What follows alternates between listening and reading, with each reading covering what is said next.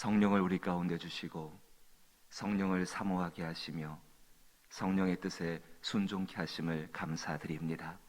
이 베푸신 선한 은혜를 의지하고 한날 살아갈 때에 우리의 삶에 있는 모든 것들을 주께 맡김바 되게 하여 주시어서 우리의 간절한 기대와 소망이 그 안에서 하나님의 뜻이 이루어지고 그 안에서 하나님의 영광이 나타나며 또 우리의 삶을 통해서 하나님의 주인 되심이 분명하게 드러나기를 원하는 것입니다. 이 길을 갈 때 분명히 인내의 길들이 우리 가운데 있어야 하오며 이 가운데 순종의 믿음이 필요합니다. 주께서 은혜를 더하여 주시어서 이 가운데 기도하게 하여 주옵시고 우리 하나님께 힘을 얻게 하여 주옵시며 그 능력과 그 절제와 그러나 그 가운데 행하시는 사랑으로 말미암아서 주의 복된 뜻을 이루게 하여 주옵소서. 이 선한 도구로 사용되고자 할 때에 우리 성령이 충만케 되게 하여 주시어서 오직 주 안에서 이 모든 것들을 간구하고 이루어갈 수 있는 저희들의 삶이 되게 하여 주옵소서. 예수님 이름으로 기도하옵나이다. 아멘. 오늘 함께 보실 말씀은 레위기 말씀입니다. 레위기 24장 1절부터 4절, 구약성경 184면입니다. 구약성경 184면에 레위기 24장 1절부터 4절 말씀,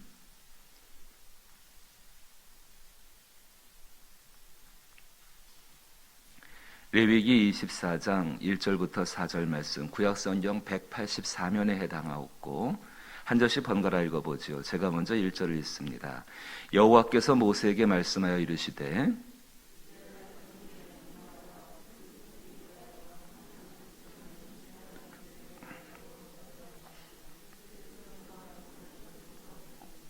아론은 회막안 증거계 회장 밖에서 저녁부터 아침까지 여호와 앞에 항상 등잔불을 정리할지니 이는 너희 대대로 지킬 영원한 규례라. 그는 여호와 앞에서 순결한 등잔대 위에 등잔을 항상 정리할지니라. 아멘.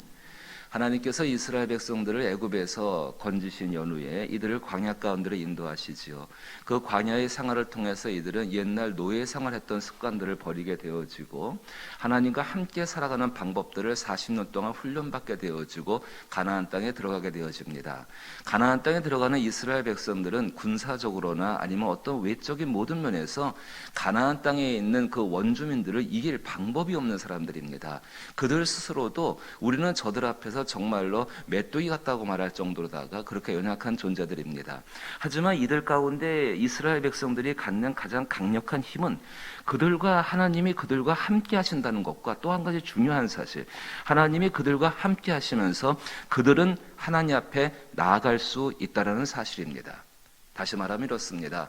세상 사람들이, 우리 그리스도인들이 세상 가운데서 참 연약한 존재일 때가 많지요. 그 많을 때에 우리 안에 정말 힘이 하나 있다고 한다면은 하나님 앞에 나가서 기도할 수 있다는 사실이 우리 가운데 힘이고 능력 아니겠습니까? 모든 죄 가운데에서, 모든 병 가운데에서, 모든 고통 가운데에서, 모든 환난 가운데에서, 모든 억울한 상황 가운데에서 세상 사람들처럼 되지 않을 수 있고 그 모든 것을 이길 수 있는 유일한 힘은 우리가 하나님 앞에 나아갈 수 있고, 그 나갈 때에 하나님이 계신 것과 그 계신 것을 믿으며 나갈 때에 하나님이 상 주신다는 것을 우리는 분명히 알고 있기 때문에 세상과 구별된 사람이라고 말씀을 드리는 것입니다. 하나님께서 이스라엘 백성들을 출애굽하신 연후에 처음 하신 일이 이 성소, 텐트를 짓게 하시는 것입니다. 하나님이 계시는 그 장소, 짓게 하실 때 그 하나님의 성소 안에 들어가게 되면은요, 그 안에 중간에 구분이 되어 있습니다. 굉장히 두꺼운 천으로 만든 그 안에 들어가게 되면 안쪽 제일 깊은 곳에 하나님의 법궤가 있는 지성소가 그 안에 있습니다. 거기는 하나님의 임재가 있는 곳입니다.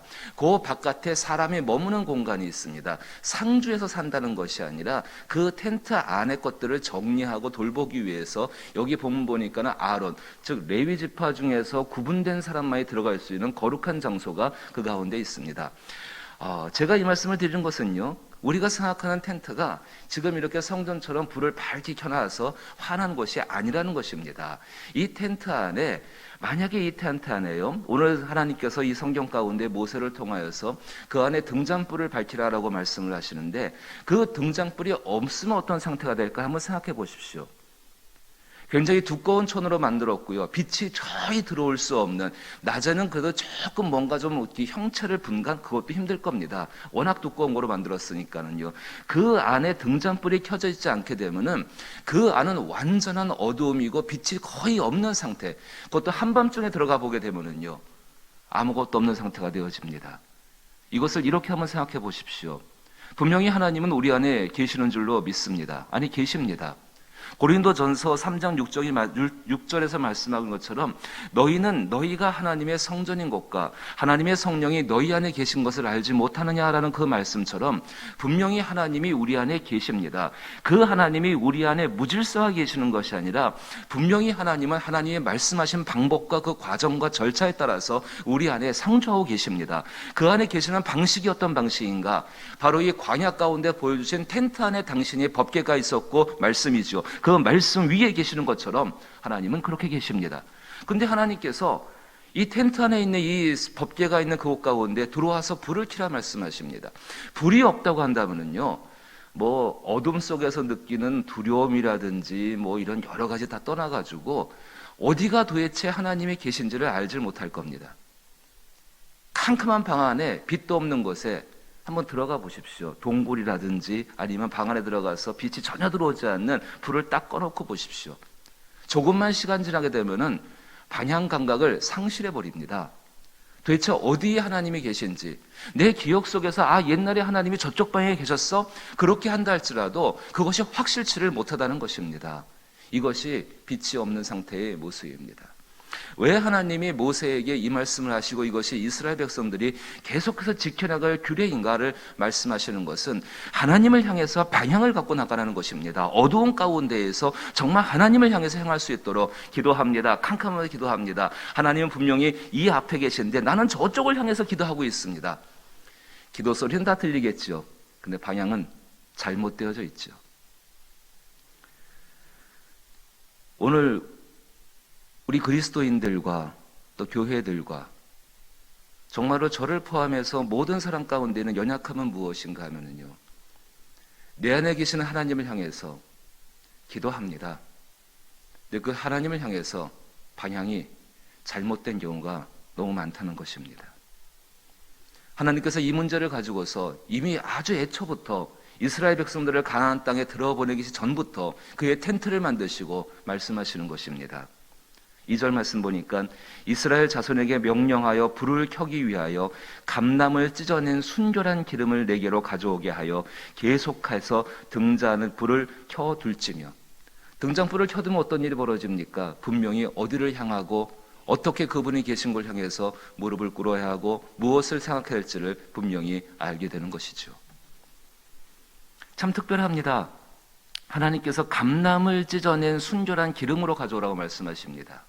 감람나무에서 나오는 기름, 그 감람 열매에서 나오는 기름을 상징하고 있는데, 그 표현이 감람을 찢어낸 순결한 기름이라 이야기합니다. 꼭꼭 짜가지고 만든 기름이 아니라 그 감람나무를 찢으면 나오는 정말 소량의 기름입니다.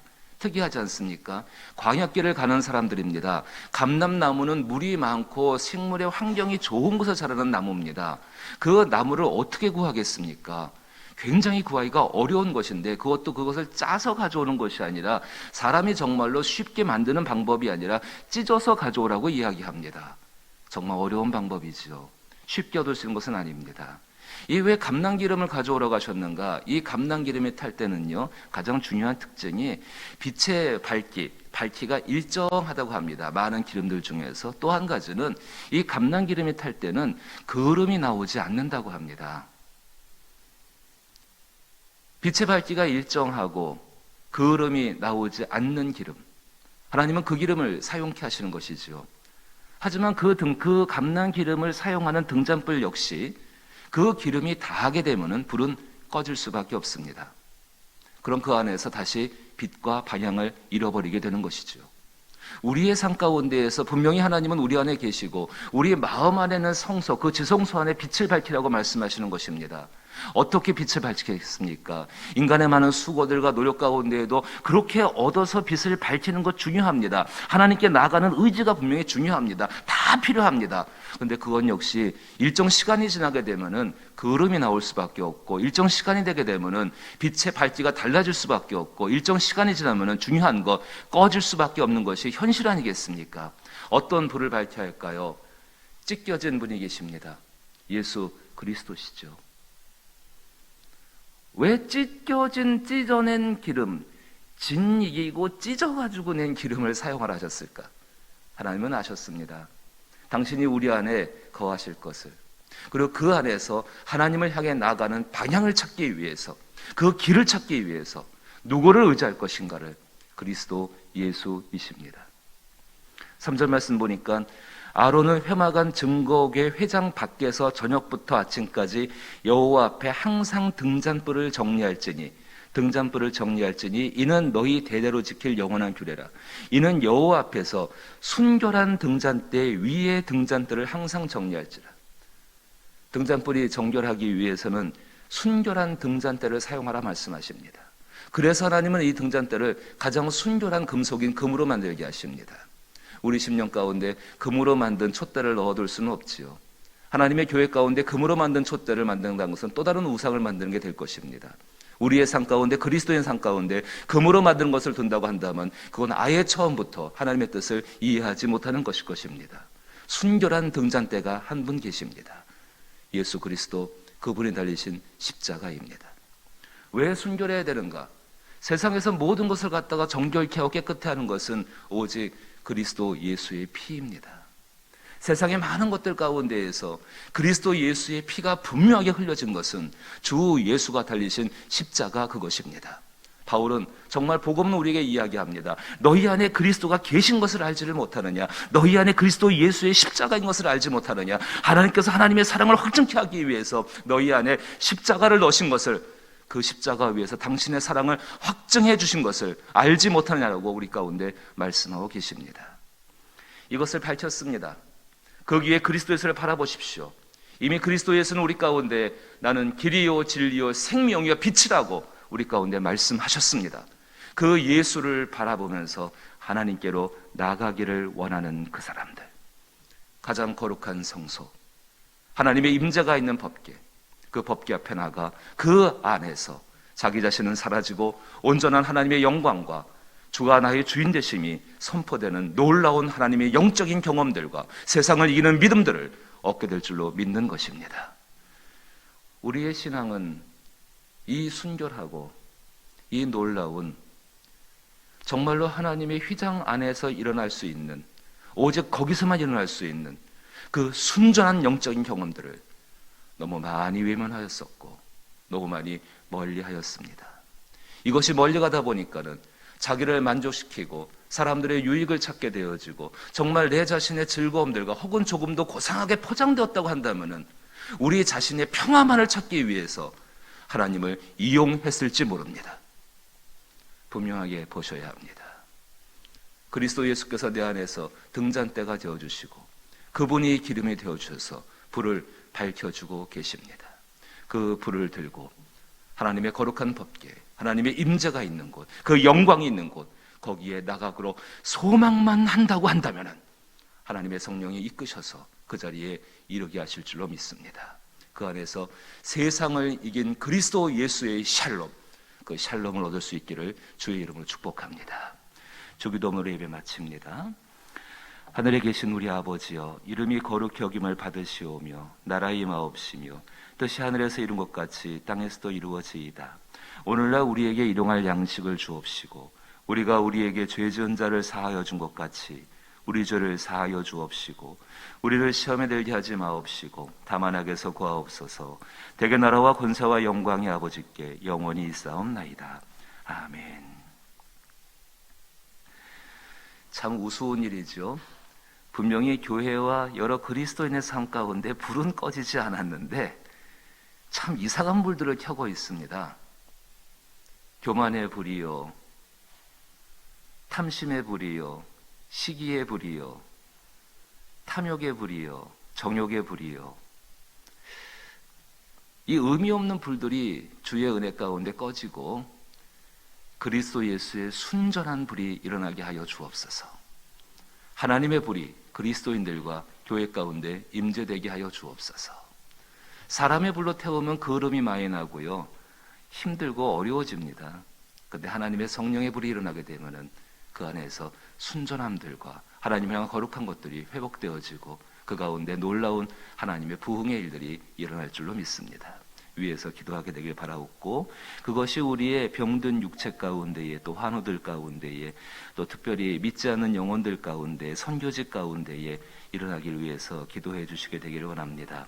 잠비아, 또 태국, 또 우리 필리핀, 아르헨티나, 또 우리 박성호 집사가 섬기고 있는 제주도까지도 정말로 선교지들이 많은 어려움을 겪고 있습니다. 위에서 기도 부탁드릴 때에 주여 저들이 믿음을 잃지 말게 하시고 끝까지 하나님의 영광을 나타내는 도구가 되게 하시며 주의 선한 손길로 도와달라고 기도하게 되기를 원합니다. 함께 기도합니다.